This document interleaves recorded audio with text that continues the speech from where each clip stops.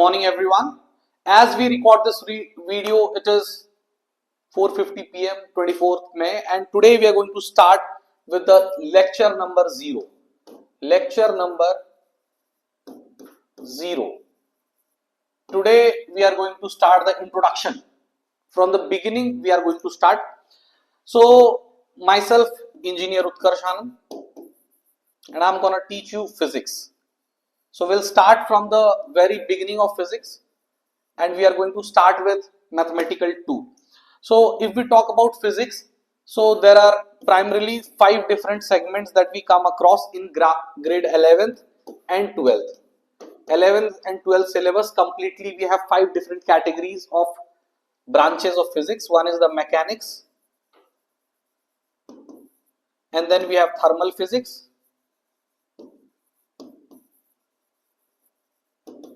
then we have electromagnetism,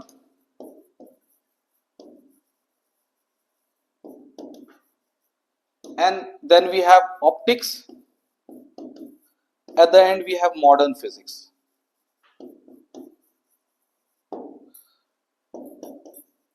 So these are the 5 different parts of physics, 5 different branches of physics that we are going to encounter in class 11th and 12th complete. Okay, these 2 cover grade 11th and the remaining 3 cover grade 12th. Today we are going to start from maths, basic maths. Basic maths. Why only basic? Because only that much is required to study the physics. We are not dealing with advanced physics, we are dealing with CBSE board level physics, we are dealing with ICSE medium physics, we are dealing with NEET, we are dealing with JEE mains, we are not dealing with JEE advanced. Okay, so let's begin here. We are going to start chapter number 0, that is the basic mathematical tool. Let's begin. So that is the chapter number 0. Why chapter number 0 we are saying? Because especially there is no such chapter in NCERT. Basic maths. Basic maths we will cover chapter number 0, that is the beginning before chapter number 1. As per the NCERT, we can see that the chapter number 1 is units and measurements. Okay, this is the chapter number 1. Chapter number 2. Chapter number 2 is the motion in straight line. Motion in straight line or one dimension, and like this. But before this chapter we are going to deal with basic maths. In basic maths we are going to understand the mathematical tools. We are going to understand the mathematical tool, what are the uses of these in physics, what we can encounter. I mean to say कि physics में जितना maths आएगा, जितनी की भी जरूरत होगी numerical में, डेरिवेशन में, अंडरस्टैंडिंग में, कन्वर्सेशन में, वो हम एक एक करके समझेंगे इसको. तो यहां पर कई सारे पार्ट आ जाते हैं बेसिक मैथ्स के, जैसे कि एक पार्ट आ जाता है कैलकुलस. तो कैलकुलस हम लोग सिर्फ बेसिक लेवल का ही समझेंगे. Will understand only basic calculus which is further divided into 2 parts. One is the integration and another is differentiation. Okay, so we'll discuss these two separately. Next is we are going to discuss the vectors, the basics of vectors. तो हम vectors का basic समझेंगे कि vectors का क्या property है, what are the properties of vector, what is vector addition, what is vector subtraction, what is vector multiplication. Vector division is not defined. Vector का division होता नहीं है, तो उसको हम लोग नहीं डिस्कस करेंगे. Then we will discuss the basic of graphs. Basics of graph will discuss the basic algebra. Basic algebra that will include log, binomial theorem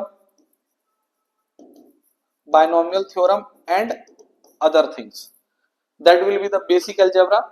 And then we will also follow basic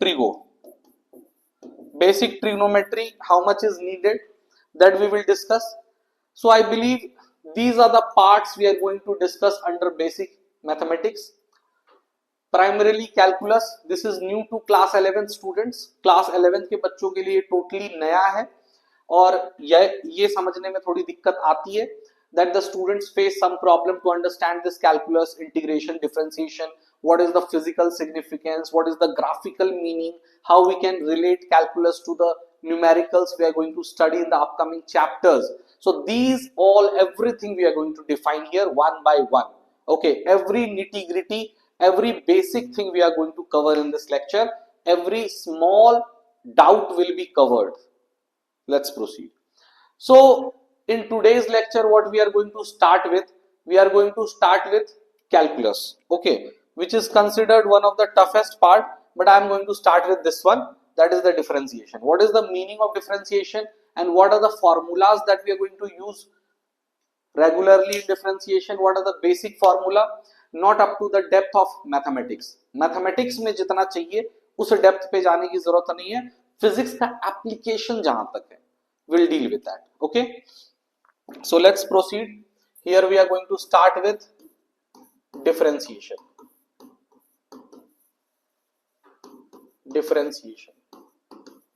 Okay, so let us talk about differentiation. What is the meaning of differentiation? So first of all, let me explain you that this is the symbol. ये symbol होता है dy by dx. अब dy by dx का मतलब क्या है, इसको थोड़ा explain कर देता हूं. dy by dx का मतलब है differentiation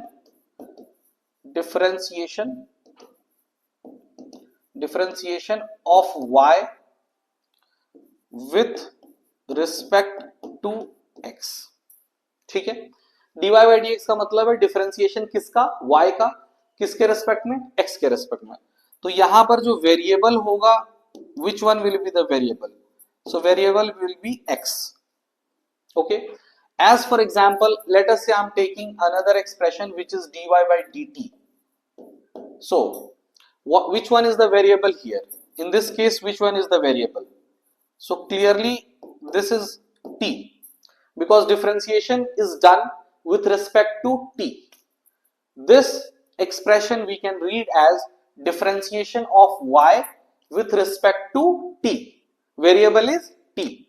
Okay, now one thing I would like to add here from the basic of mathematics. From the basic of mathematics, you can say here, if we are able to differentiate y with respect to x, अगर हम y को x के respect में differentiate कर रहे हैं, then certainly y will be a function of x. Y has to be a function of x, then only it is possible. इसका मतलब है कि इस y को हम x के टर्म्स में एक्सप्रेस कर सकते हैं, then only this differentiation will be possible. Otherwise this operation will be invalid. Okay, so let us talk about here. Here definitely y should be a function of t. Okay, in this case y should be a function of t. Okay, it is only then we can differentiate y with respect to t. Now let us try to understand a few more things, the graphical meaning and other meanings for the differentiation. Let us see how this term has come. So what I am trying to tell you is that this change in y with respect to x, this is the expression of change in y with respect to change in x. Okay, and we are putting limit here. This expression converts to dy by dx. Okay, now maybe this is not able to be visualized, but let me draw a graph. Let me draw a graph here. I am trying to make a graph of y with respect to x. So let us say the graph is like this. The graph is like this. Such is the graph. Such is the graph. Now I am going to explain you the coordinates. Let us say here this is a point and there is another point here. This point is, let's say P, this point is Q. Okay, I am trying to make a graph, and from the graph we will try to understand the meaning of differentiation, and then we will proceed with the formula related to differentiation. Let's begin. Okay, so I would like to tell you that here there are 2 points P and Q. Let us say the coordinates of P is x1, y1. and the coordinate of q is x2 comma y2. So these are the coordinates of the point P and Q. So if we try to think about the change in y and change in x, okay, we'll try to think about the change in y and the change in x. So this is actually delta x, this is delta x, and if we talk about delta y, this one is the delta y. Okay, so we are going to talk about the ratio of delta y and delta x. So what is this delta y? This delta y means change in y, because the y coordinate is y1 here and here it is y2. तो y coordinate में change आ जा रहा है बेटा. अब ये जो delta y है, this is the change in y and this is the delta x, that is the change in x. तो यहां पे हम एक रेशियो की बात कर रहे हैं, the ratio of delta y and delta x. This is very clear कि इस डायग्राम में जो डेल्टा x है, इट्स नॉट जीरो या टेंड्स टू जीरो तो है ही नहीं. So how to we think about this expression? I will explain you. Let's see. So let us say we can complete a triangle here. We can complete a triangle here in some way. We'll try to complete the triangle, and in this triangle we can say this angle is theta. So from here you can say that tan theta is equal to delta y upon delta x. This you can think from this diagram. Now what I'm trying to do is I'm trying to bring points P and Q closer. I'm trying to bring P to Q closure. Okay, I am trying to move point P to Q or bring them closer. Point P is here, point Q is here. If I try to make them come closer, what will happen? Let us say we are trying to make delta x very small and so small that it can be almost equal to 0, not equal to 0. See, this does not mean that it is 0. Delta x is not 0, it is tending to 0, it is closer to 0. So this value of delta x is so small that it can be assumed to be 0, but in real sense it is not equal to 0. So here we are trying to apply the concept of limits. Limit is a chapter in mathematics you will come across in mathematics booklet. So this limit concept we are applying here, limit and delta x tends to 0. So when we are following this ratio, ये जो ratio है delta y by delta x का, इस ratio में जब हम limit लगा देते हैं तो यही रेशियो बन जाता है dy बाय dx. यही रेशियो क्या बन जाता है? dy बाय dx बन जाता है. अब इसको थोड़ा सा और ग्राफिकली मैं एक्सप्लेन कर देता हूं. इसी डायग्राम में p और q को थोड़ा करीब लाके दिखाता हूं. p और q को थोड़ा करीब लाके दिखाता हूं. Let me explain you how it is. तो लेट से कि ये डायग्राम हुआ करता था. अब मैं P और Q को थोड़ा करीब ला रहा हूं. Let say this is the P and let us say this one is the Q. तो ये Q हो गया और this one is the P. ठीक है. अब यहां पर ये जो थीटा जो बन रहा था, बेसिकली ये जो रेशियो बन रहा था, ये रेशियो कुछ हद तक इस तरीके से हो जाएगा. आप इसको बोलेंगे ऐसा. मतलब अगर हम एक बहुत छोटा ट्राइंगल बनाए, क्योंकि ट्राइंगल तो बनेगा, जैसे यहां पर एक बड़ा ट्राइंगल बन रहा है, अब बिग ट्राइंगल बन रहा है. अगर यहां पे P और Q एक नहीं है, यहां पर P and Q not coincide, P and Q not coincide, P and Q coincide नहीं कर रहे हैं, P and Q are not the same, P and Q are not the same, P and Q coincide नहीं कर रहे हैं बेटा. तो P अलग है और Q अलग है. तो वो जो ट्राइंगल बनेगा है ना, वो जो छोटा सा ट्राइंगल बनेगा, उसका एक पार्ट हम यहां दिखा देते हैं. छोटा सा ट्राइंगल बनेगा इस टाइप से. तो वहां पर जो है आप देखोगे जो tan थीटा होगा, तो आप इसको कह सकते हो कि जो थीटा यहां पर होगा और जो थीटा यहां पर होगा सेम होगा. तो सिंपली आप कह दोगे कि this tan theta will give the dy by dx, because this delta x is very small, such small that it is tends to 0, almost equal to 0, but not exactly 0. Okay. So then this expression delta y by delta x gets converted to dy by dx. क्यों मैं इतना emphasis कर रहा हूं इस term पे और ये एक्सप्लेनेशन पे, I'm going to tell you. This question has come in JEE Mains. In JEE Mains, this question has come, and that is the matrix matching, and the expression was this one, that see which one is the correct. That delta x by delta t, limit delta t tends to 0. This was on one side of the match the following, and on the other side it was dx by dt. Okay, so now definitely you can say that these two are correlated. These two are correlated, yes or no? Because this is the ratio of delta x and delta t. But if the limit is very small, limit is almost tends to 0, then this term gets converted to the dx by dt. आप थोड़ा इसको ऐसे समझ लीजिए कि delta T change in T है, और जब बहुत छोटा चेंज इन टी हो जाएगा तो वो हो जाएगा dt. मतलब दिस इज, इसको आप समझिए चेंज इन टी, इसको समझिए चेंज इन टी या चेंज इन टाइम, और इसको समझिए very small change in T, very small change in T. ठीक है, तो डेल्टा टी से ज्यादा छोटा है dt. ठीक है, तो एनीवेज ये सब सिंबॉलिक चल रहा था, like the graphical meaning of differentiation and how we are going to use it in different places.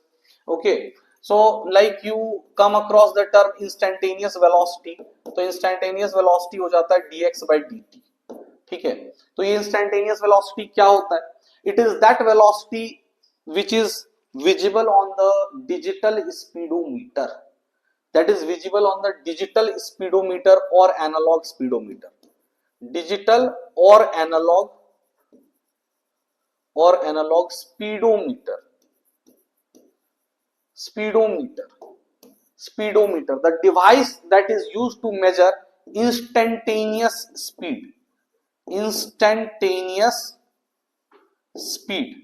So speedometer measures instantaneous speed. Speedometer measures instantaneous speed. So now this instantaneous velocity, as you can see, is dx by dt. Here this is the differentiation. It can be written as delta x by delta t, and the limit is delta t tends to 0. So this is how it is correlated. Now we'll talk about various things. Like previously we have thought about the graph, and from this graph we can say, from this graph we can clearly say that if you see here, if theta is equal to 0, then if theta is equal to 0, then dy by dx is equal to 0. If theta is equal to 0 means dy by dx is 0. From this graph you can clearly see, if theta is 0, tan 0 is 0. So tan 0 is 0 means dy by dx is 0, because tan theta is in fact dy by dx. So see, what I can tell you is, let's say this is the graph. I'm making a small graph here, and how theta will be 0? How theta will be 0? Let's see. Let's make a horizontal line. Let's make a horizontal line. So in this case theta will be 0. So here what is this graph? This graph is, the meaning of this graph is y is equal to constant. Y is equal to constant. Okay, so this we will learn later on, that why the differentiation of constant is 0. That will be the first rule to understand differentiation. Okay, I hope I am able to explain this graphically, because theta is here, and this theta, tan theta, is written as dy by dx. If theta is 0 degree, tan 0 degree, so tan 0 degree is 0. And now if tan 0 is 0, and that is nothing but dy by dx. So dy by dx is 0. So differentiation is 0. If y is constant, then differentiation is 0. Okay, that we will start as the first rule. That is the rule number 1. We are going to start with rule number 1 of the differentiation. That is the constant. The differentiation of constant is 0. ddx of any constant is 0. This is the first rule which we will learn for the differentiation, that what is the differentiation of constant? That is the 0. Like d dt of 4. So what is this? 0, because it is a constant. We can write here d dx of e. So this is also 0 because E is a constant in physics that is having the value 2.718. Okay, so this is the thing, constant differentiation is 0. This is pi. What is this?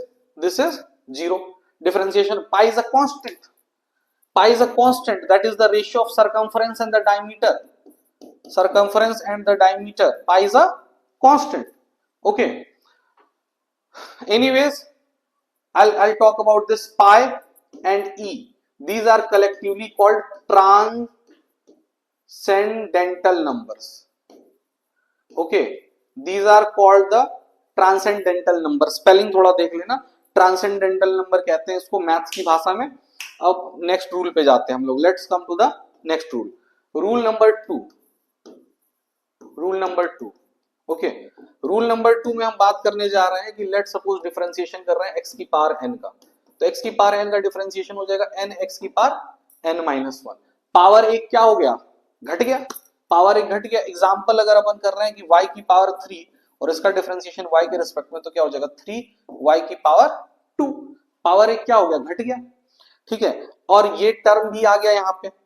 ये जो term है n वाला, ये भी आ गया एक additionally. इसको भी देखना है हमें. जैसे यहां पर ये 3 वाला टर्म आ गया एडिशनली. ठीक, तो एक दो एग्जांपल्स अपन कर लेते हैं इसमें. Let's see the examples. Differentiation of y की power 5 with respect to y. So what is this one? आप देखिए, ये है 5 एंड दिस इज y की power 4. So this is the differentiation. अब आगे अगर अपन ऐसा बात कर ले, डिफरेंशिएशन ऑफ रूट t. ठीक है, तो इसका रिजल्ट बेटा मैं आपको बोल देता हूं कि याद कर लो, रट लो. अभी अपन प्रूव कर देंगे. अभी अपन प्रूव कर देंगे इस चीज को. इसको रट लो, आगे काम आ जाएगा. ठीक है, रूट टी का डिफरेंशिएशन क्या होता है? 1/2 root t. I am gonna prove this. How? See, differentiation of root t यानी टी की power half. So here it is root t, it means the power of t is half, right? So this we are writing here. According to this rule, it is going to be half t raised to the power half minus 1. So that is minus half. So clearly this minus is there, and if you make it in the denominator, it will come 1/2 t raised to the power half, which is in fact 1/2 root t. सो इसको याद इसलिए करने के लिए बोला था ताकि आगे काम आ जाए. कई बार हम लोग जब चेन रूल पढ़ेंगे तो क्विकली हम लोग इसका यूज कर लेंगे रादर देन थिंकिंग की वैल्यू क्या आ रहा है. ठीक है, so this is important here that the differentiation is learned because it is going to be used at many places for the chain rule. One more thing I'm going to tell you in the same rule number 2. In the same rule number 2 I'm going to tell you one more thing. Let's see, rule number 2 ही चल रहा है अभी, है ना? rule number 2 ही चल रहा है. हम एक और डिफरेंशिएशन बता रहे हैं आपको, डिफरेंशिएशन ऑफ 1/x. ठीक है, 1/x का जो डिफरेंशिएशन है वो कैसे करेंगे? तो ये भी मैं कह रहा हूं बेटा, इसको रट लो. learn this is going to be useful. How? So this is d dx of x raised to the power minus 1.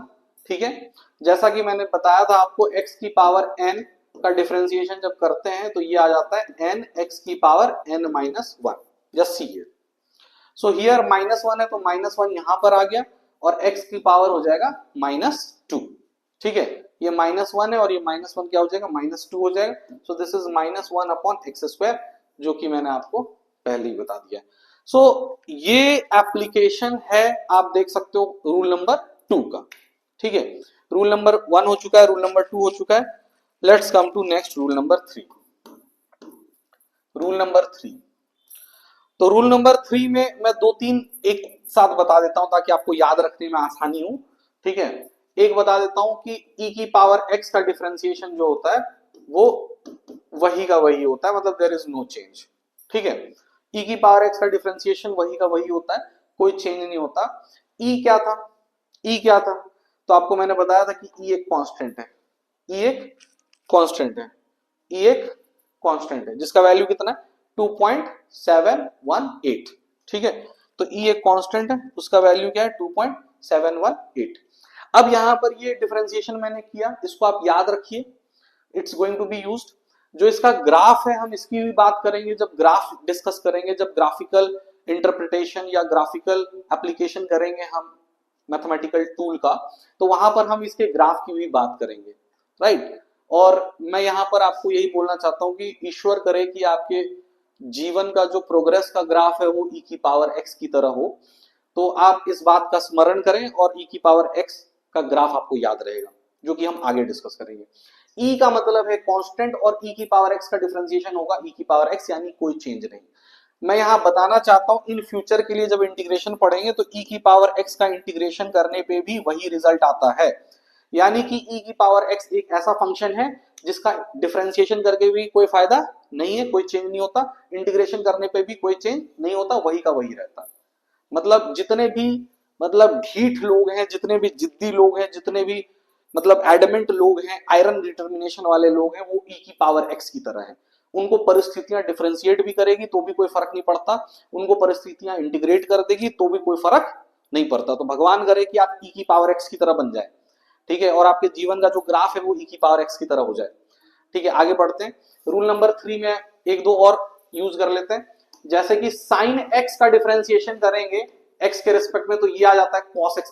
आप इसको रट लीजिए, इसको रटना बहुत जरूरी है क्योंकि माइनस प्लस का दिक्कत आएगा बाद में।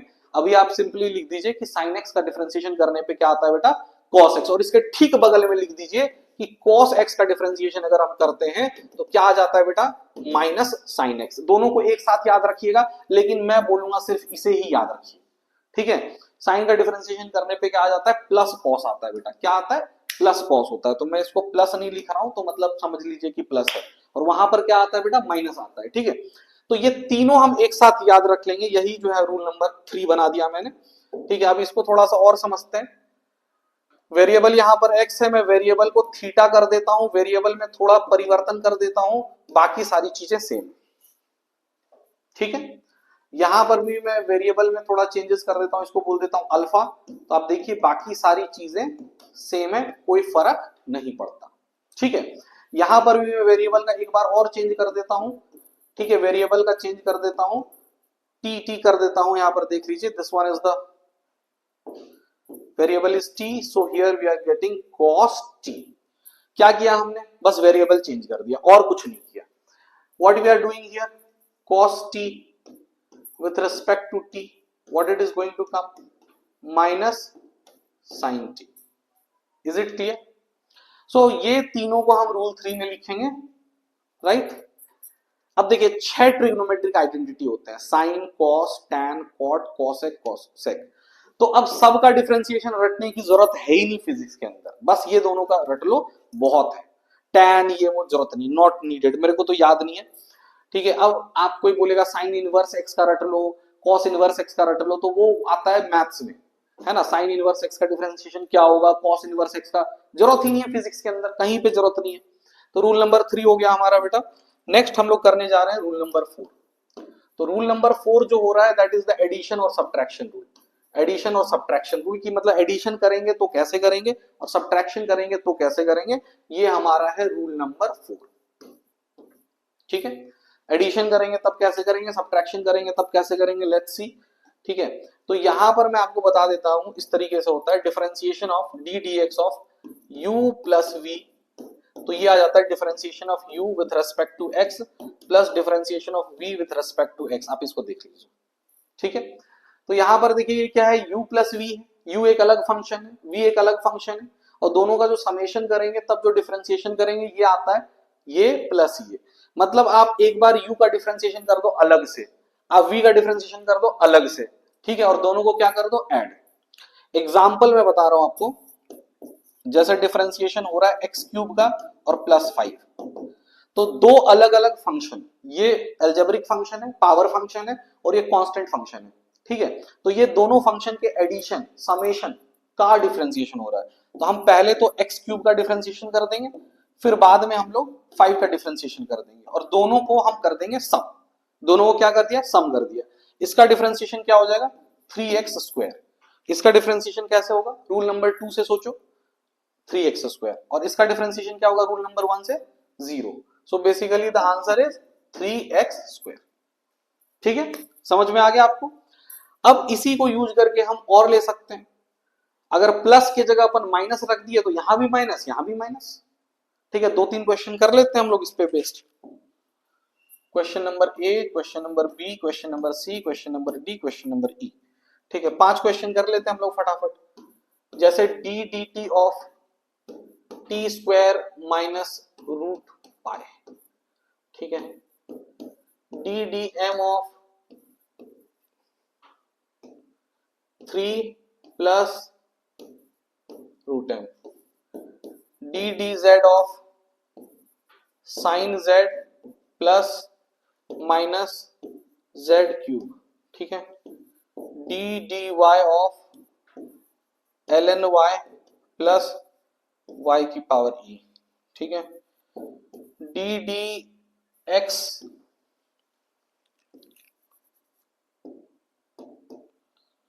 कॉस ले लेते हैं, cos x plus x square. तो देखिए इन सब का डिफरेंशिएशन हम आपको एक एक करके बता रहे हैं। लेट अस अंडरस्टैंड कि डिफरेंशिएशन कैसे होने वाला है। तो देखिए इसका जो डिफरेंशिएशन होगा, आप टी स्क्वायर को अलग डिफरेंशिएट करोगे, रूट पाई जो कि कांस्टेंट है उसको अलग डिफरेंशिएट करोगे, टी स्क्वायर का डिफरेंशिएशन हो जाएगा 2t और इसका डिफरेंशिएशन हो जाएगा 0, तो ओवरऑल आंसर हो जाएगा 2t।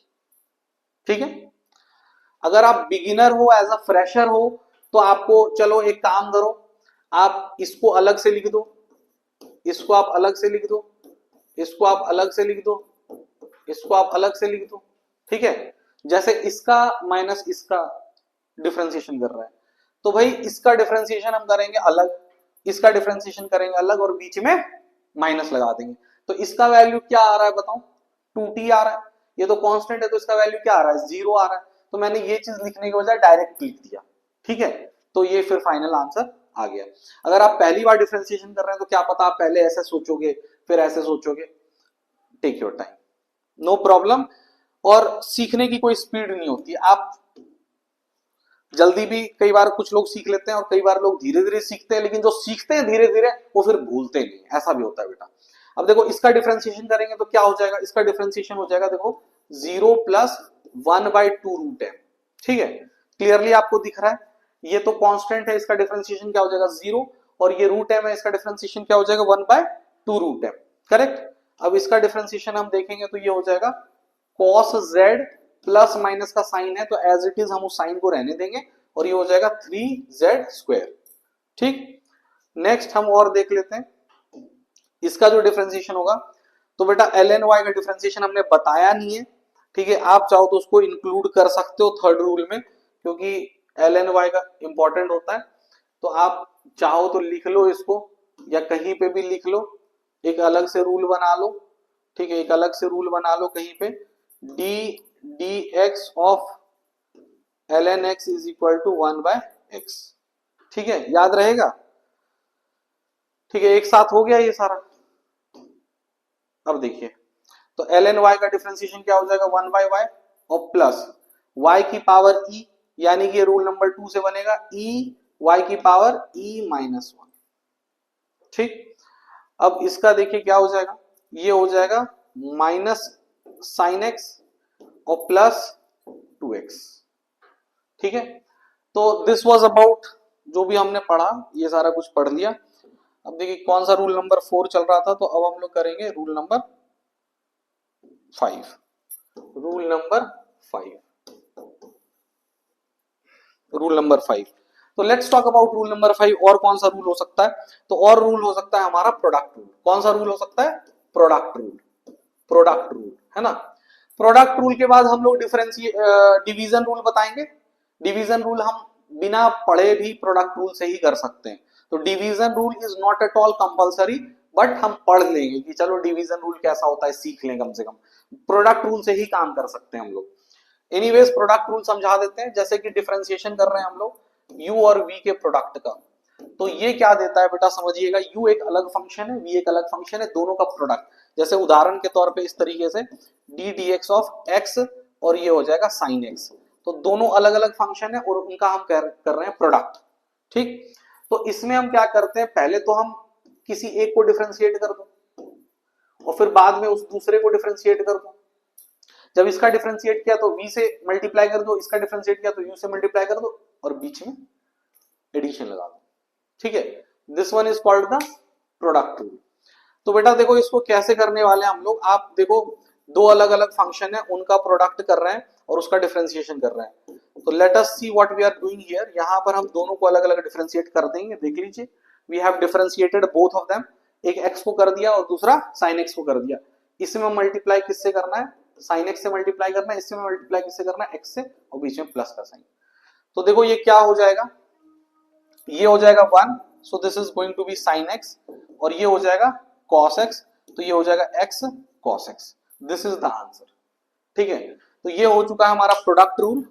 ठीक, और प्रोडक्ट रूल में मैं आपको एक खतरनाक सा रिजल्ट बता देता हूं जो कि बहुत इंपॉर्टेंट है। ठीक है, बहुत इंपॉर्टेंट रिजल्ट है। कैसे बहुत इंपॉर्टेंट रिजल्ट है मैं आपको बता रहा हूं कि अगर मान लीजिए कि x के जगह पर मैंने कर दिया था 5, मतलब x नहीं होता, मैं इसको मिटा देता हूं, x नहीं होता मान लो, x नहीं होता मान लो, ये x नहीं होता, ये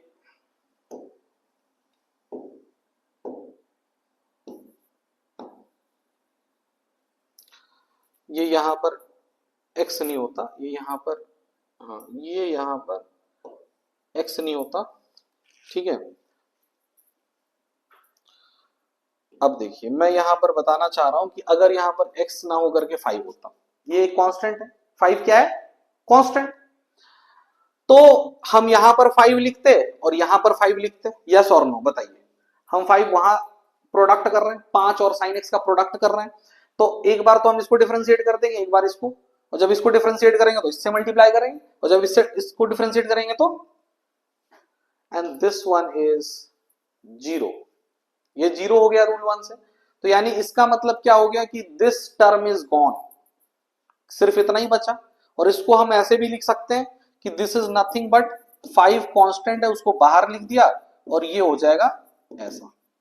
ठीक है, तो यहां से हम लोग क्या कर रहे हैं, अपना अगला ट्रिक बना रहे हैं, अगला रूल बना रहे हैं, वो आप देख लीजिए, जो कि मैं लिख दे रहा हूं यहाँ पे, बहुत ही सिंपल सा है। ठीक है, बहुत ही सिंपल सा है। अगर हम डिफरेंशिएशन कर रहे हैं बेटा, के कोई कांस्टेंट है, के कोई सा भी कांस्टेंट है, के इज एनी कांस्टेंट, कोई कांस्टेंट है, और कांस्टेंट को मैंने मल्टीप्लाई कर दिया किसके साथ, फंक्शन के साथ मल्टीप्लाई कर दिया, तो ये क्या हो जाएगा, आप ऐसा मान लो कि ये कांस्टेंट और फंक्शन मल्टीप्लाइड है, प्रोडक्ट में है। तो जब इस रूल से सोचेंगे तो ये कांस्टेंट जो है इसका कान पकड़ के बाहर कर दो और बाकी एज इट इज रहने दो, है ना, एज इट इज रहने दो, लो आ गया यही रिजल्ट। और इसी को हम बोल देंगे रूल नंबर 6, ताकि आगे के लिए हमारे लिए यूजफुल हो जाए। ठीक है, मतलब कभी भी कोई कांस्टेंट मल्टीप्लाइड होगा फंक्शन से, हम क्या करेंगे, कांस्टेंट का कान पकड़ के बाहर कर देंगे, बस इतना ही करना है और कुछ करने की जरूरत नहीं। ठीक है, अब हम लोग 2-4 क्वेश्चन और ले लेते हैं, let's see. Question A, question B, question C, चलो 3 ही क्वेश्चन लेते हैं, 3 ही क्वेश्चन लेते हैं। आप देखिए, d d x 4x square minus ln x plus x cube. ठीक है, दूसरा आ जाएगा d d t root t plus e raise to the power t. ठीक है, and this is plus minus pi. ठीक है, next one is d d y and this is the cos y plus y raise to the power e, this is. ठीक है, तो let's see कि हम differentiation कैसे कर रहे हैं, how we are going to do the differentiation, let's check this out. तो यहां पर आप देखो, पहले तो इसको डिफरेंशिएट करोगे, फिर इसको डिफरेंशिएट करोगे, फिर इसको डिफरेंशिएट करोगे, इसको मैं अलग से बताता हूं। तो आप इसको डिफरेंशिएट करोगे, पहले 4x स्क्वायर को x के रेस्पेक्ट में, माइनस डिफरेंशिएट करोगे ln x को x के रेस्पेक्ट में, फिर डिफरेंशिएट करोगे x क्यूब को x के रेस्पेक्ट में, करेक्ट। इसका डिफरेंशिएशन अपन कैसे करें, तो देखो इसमें लगा देते हैं रूल नंबर 6। इसमें रूल नंबर 6 लगाएंगे, 4 को लिख देते हैं बाहर, 4 को लिख देते हैं बाहर, और ये इस तरीके से हो जाएगा माइनस। इसका डिफरेंशिएशन ln x का डिफरेंशिएशन क्या हो जाएगा, 1/x, और इसका डिफरेंशिएशन हो जाएगा 3x स्क्वायर, और इसका फाइनली क्या हो जाएगा 2x, तो this will be the 8x। ये 2x और 4 8x minus 1/x plus 3x square, nailed it. ठीक है, तो ये डिफरेंशिएशन हो गया फाइनली। अब इसका मैं रिजल्ट लिखने वाला हूं, सीधा रिजल्ट लिख दूंगा। देखो इसका रिजल्ट लिख रहा हूं 1/2 root t plus e raise to the power t plus minus है तो एज इट इज 0।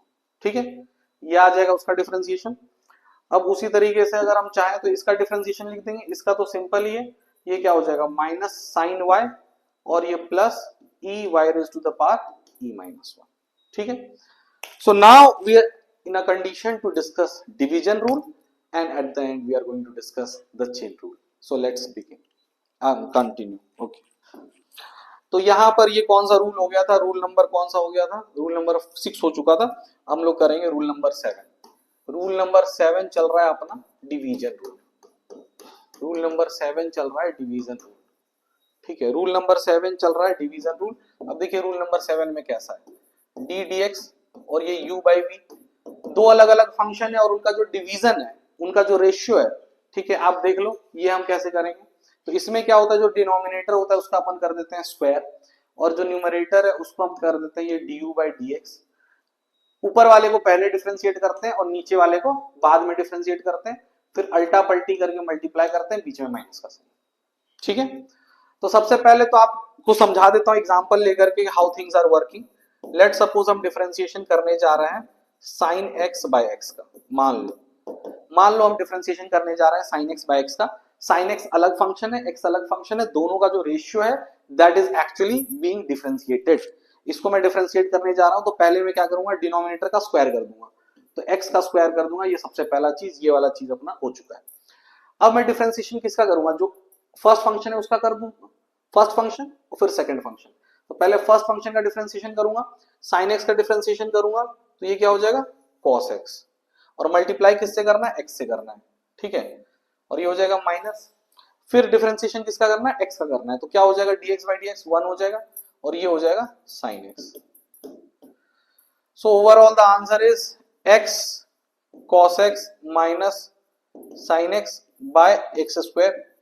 ये आंसर आ गया.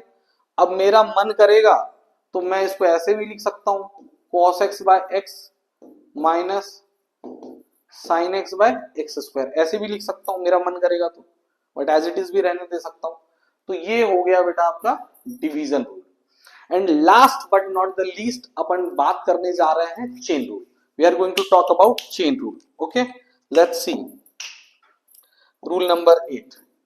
So rule number 8 we are going to discuss about the chain rule, जो कि आपको मैं बता दूं कि ये चेन रूल एक ऐसा डिफरेंशिएशन का रूल है जिसको कि देख के बच्चों को मौत आती है, पर डरने की जरूरत नहीं है. मैं इस चेन रूल को बहुत ही आसानी से आपको बताने जा रहा हूं, समझिएगा. जैसे कि एग्जांपल हमें डिफरेंशिएशन करना है y का विद रिस्पेक्ट टू z. ठीक है, लेकिन ऐसा है कि जो y है वो z का फंक्शन नहीं है, y किसका फंक्शन है, x का फंक्शन है, और फिर जो x है वो है z का फंक्शन. इस तरीके से कुछ लिखा हुआ है. ठीक है, तो अब इसमें होता क्या है कि आप पहले क्या करो कि y को डिफरेंशिएट कर दो x के रिस्पेक्ट में, और फिर x को डिफरेंशिएट कर दो z के रिस्पेक्ट में. ओवरऑल आप देखो ये वाला टर्म कैंसिल आउट कर रहा है, ये वाला टर्म कैंसिल आउट कर रहा है. तो ओवरऑल जो LHS है और RHS है वो क्या है, सेम है. पर अपन क्या है, डायरेक्टली नहीं कर पा रहे हैं, तो उसको क्या कर रहे हैं, इनडायरेक्टली. जैसे उदाहरण के तौर पे अगर मान लो कि आपको फोन खरीदना हो और आप अपने फादर को नहीं बोल पा रहे हो कि मुझे ये 50,000 वाला फोन चाहिए, मौत आ रही है आपको कि भाई कहीं कूट ना दे, तो आप पहले तो मदर को कन्विंस करोगे कि बहुत अच्छा फोन है, पढ़ाई बहुत तगड़ी होती है इससे, है ना. और उसके बाद फिर जब मदर कन्विंस हो जाएगी तो फिर मदर फादर को कन्विंस करेंगे. तो ये क्या है, चेन है ना, स्टेप बाय स्टेप. आप इस y को डिफरेंशिएट नहीं कर पा रहे हो z के रिस्पेक्ट में, क्यों, क्योंकि y फंक्शन है x का और x है z का फंक्शन. तो आप y को z के रिस्पेक्ट में डायरेक्टली डिफरेंशिएट नहीं कर सकते. आप कैसे करोगे डिफरेंशिएट, इनडायरेक्टली. तो पहले तो x के रिस्पेक्ट में डिफरेंशिएट कर दिया, फिर x को डिफरेंशिएट किया z के रिस्पेक्ट में. सो this is the picture of chain rule, और इसको मैं एक एग्जांपल के साथ एक्सप्लेन कर देता हूं so that this picture becomes a beautiful picture, a clear picture. अब आप इसको देखिए, मैं यहां पर लिखने जा रहा हूं डिफरेंशिएशन ये x, और ये हो जाएगा साइन एक्स स्क्वायर.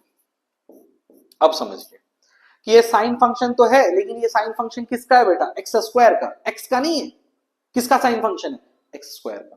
तो जब एक्स स्क्वायर का साइन फंक्शन है तो इसको हम डिफरेंशिएट किसके रेस्पेक्ट में कर सकते हैं, एक्स स्क्वायर के रेस्पेक्ट में कर सकते हैं, एक्स के रेस्पेक्ट में नहीं कर सकते. तो हम क्या करेंगे, पहले इसको डिफरेंशिएट कर देंगे, एक्स स्क्वायर के रेस्पेक्ट में, फिर एक्स स्क्वायर को डिफरेंशिएट करेंगे एक्स के रेस्पेक्ट में. तो ये बन गया चेन रूल। तो ओवरऑल इसका क्या आंसर आने वाला है, मैं सीधा आंसर लिखता हूं, इसका डिफरेंशिएशन हो जाएगा cos x स्क्वायर और इसका डिफरेंशिएशन हो जाएगा 2x। So overall this is the answer 2x cos x square. So this is the chain rule. तो ये चेन रूल है, और चेन रूल के और भी एक दो एग्जांपल्स अपन ले लेते हैं, सो दैट डिफरेंशिएशन का जो ये चैप्टर है जो हमने स्टार्ट किया था एक छोटा सा चैप्टर, वो फिनिश हो जाएगा may be in a few minutes, जितना कि फिजिक्स के लिए रिक्वायर्ड है। फिजिक्स के लिए बहुत ज्यादा डिफरेंशिएशन पढ़ने की जरूरत नहीं है, फिजिक्स के लिए बस इतना ही डिफरेंशिएशन पढ़ना है। और चाहे बच्चा सीबीएसई बोर्ड की तैयारी करे, आईसीएसई बोर्ड की तैयारी करे, या आईबी बोर्ड की तैयारी करे, या फिर बच्चा नीट की तैयारी करे, या जेई मेंस की तैयारी करे, या एनडीए की तैयारी करे, जेई एडवांस्ड के लिए, जेई एडवांस्ड के तैयारी के जो बच्चे हैं उनके लिए थोड़ा और डिफरेंशिएशन की जरूरत पड़ सकती है, बट फिर भी हमने काफी हद तक कवर कर लिया है। So let's see a few more examples. So final upon example 1 2 3 4 चार क्वेश्चंस कर लेते हैं चेन रूल के, so that will cover everything, need not worry. So here d dt of sin root t, एक ये ले लेता हूं, तो इसका कैसे करेंगे आप बताइए। Differentiation of sine root t, पहले डिफरेंशिएट कर दो इसको रूट टी के रेस्पेक्ट में, फिर रूट टी को डिफरेंशिएशन कर दीजिए टी के रेस्पेक्ट में। So overall it is going to be cos root t multiplied by 1 by 2 root t. So overall it is cos root t divided by 2 root t. This is the answer. ठीक है, so this is the application of chain rule. थोड़ा सा और कर देते हैं, d d y of 2y plus 3 whole की power 5। अब देखिए ये जो है कैसे कर पाएंगे आप, how to think about this. तो इसको आप बोलेंगे कि सर थोड़ा सा इसको सोचना पड़ेगा। तो ये पावर फंक्शन है, ये किसका पावर फंक्शन है, ये पावर फंक्शन है किसका, ये पावर फंक्शन है 2y प्लस 3 का, इसका पावर फंक्शन है। अब फिर 2y प्लस 3 को अपन डिफरेंशिएट करेंगे किसके रेस्पेक्ट में, y के रेस्पेक्ट में। ठीक है, तो हो गया। अब यहां पर इसका जो रिजल्ट लिखने वाला हूं देखिए, ये हो जाएगा 5 और 2y प्लस 3 होल की पावर 4 एंड मल्टीप्लाइड बाय ये अलग एडिशन रूल लगा दीजिए। तो जब एडिशन रूल लगाएंगे d d y of 2y plus d d y of 3। ठीक है, so now what we are going to discuss is, ये तो एज इट इज हो गया, और इसमें जो 2 है ये 2 बाहर आ सकता है। सो ओवरऑल जो इसका आंसर होगा, इसका जो रिजल्ट है मैं यहां पर लिख देता हूं सो दैट आप इसको समझ पाए। इसका जो रिजल्ट होगा 5 2y प्लस 3 होल की पावर 4, ये तो एज इट इज है ही, और मल्टीप्लाई में ही है तो मल्टीप्लाई लिख देता हूं क्योंकि मल्टीप्लाइड में ही है। और ये मल्टीप्लाइड में जो आ रहा है यहाँ पर ये 2 कांस्टेंट है, बाहर आ जाएगा, dy by dy 1, तो ये हो जाएगा 2, और ये 0, कांस्टेंट का डिफरेंशिएशन 0, तो ये आंसर आ जाएगा। सो बेसिकली आंसर हो जाएगा 10 इंटू 2y प्लस 3 होल की पावर 4, ये आंसर आ जाएगा। ठीक है, so that's all my self for the time being. ठीक है, that's all for the time being. ठीक है, इसका आंसर मैं यहां पर फिर से लिख देता हूं, इसका आंसर आ रहा था 5 इंटू 2y प्लस 3 होल की पावर 4 मल्टीप्लाइड बाई 2, ये चीज आ रहा था, ये चीज आ रहा था, यहाँ पर ये चीज 2 आ रहा है, ये 0 आ रहा है, और फिर इसको मैंने फाइनली लिख दिया 10 इंटू 2y प्लस 3 होल की power 4। So let's meet in the next lecture, that's all for now, thank you.